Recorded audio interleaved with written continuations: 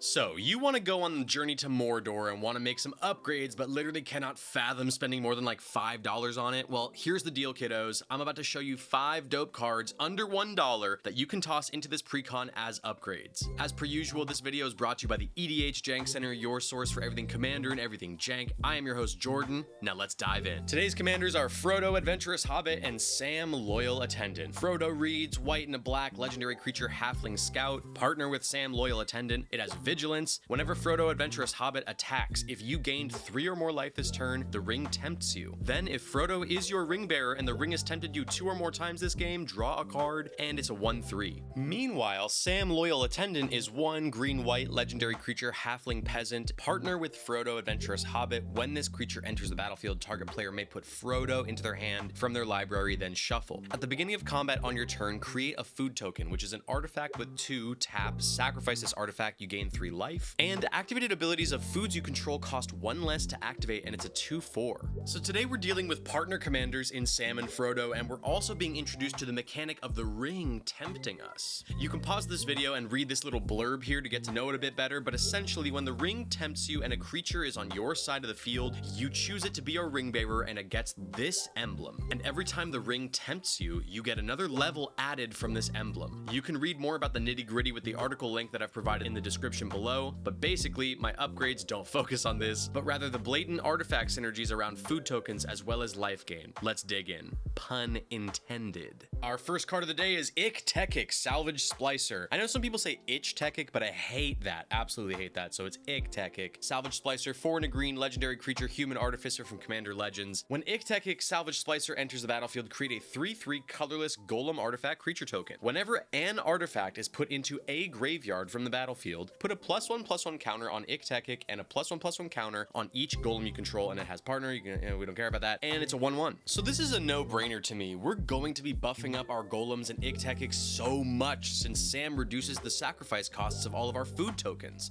which are artifacts. Before we know it, we'll have a few really tough beaters to swing around the battlefield, and once they're threatening enough to not be blocked, we can choose to make them our ring bearer. I don't think Ik-Tekik ever imagined that for himself, but here we are. That's cute. Alright, moving on to our next card, which is Blossoming Bog Beast, 4 and a green creature beast from Commander 2021. Whenever Blossoming Bog Beast attacks, you gain 2 life. Then creatures you control gain trample and get +X/+X until end of turn, where X is the amount of life you gained this turn. And it's a 3/3. Forgive me, dear watcher of my channel, for I have sinned. I know this card isn't under $1, but it used to be, and I still love it so much, and I think this would be incredible in this deck. Bog Beast is budget Craterhoof, and in a food deck, when we're going to be gaining a ton of life, this can pump up our board by like a bajillion, and that value can help an otherwise slow-ish deck finish out games. Okay, onwards to Congregate, 3 and a white instant from Masters 25. Target player gains 2 life for each creature on the battlefield. Not me simping for Congregate once again, and yet I am, because its applications reach far and wide.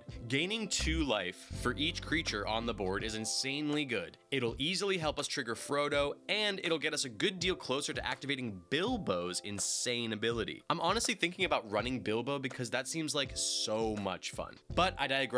This card is great. It's at instant speed. Let's move on to Leonin Elder, 1 white mana creature cat cleric from Mirrodin. Whenever an artifact comes into play, you may gain 1 life, and it's a 1/1. With foods entering every single one of our turns, we'll always be gaining at least 1 life from this little guy. And then you factor in what we can do with food tokens and other cards in this precon, and all the artifacts that our opponents will be playing, then we're cooking with gas. And Bilbo keeps getting more and more appealing. And before we move on to our last card, guys, I just want to mention that my Discord that used to be for only patrons is now open to the public. You can click the link in the description of this video and join the party. The Discord is such a fun little cute community where we talk about sets, spoilers, cards, deck techs, and we're going to be hosting monthly giveaways of really awesome stuff. You do not have to be a patron to participate in those giveaways, just join the Discord and you are eligible. So if any of that sounds appealing to you, click that link in the description and come join the party. And our last card of the day is Marionette Master, 4 black creature human artificer. This one's from Adventures in the Forgotten Realms Commander.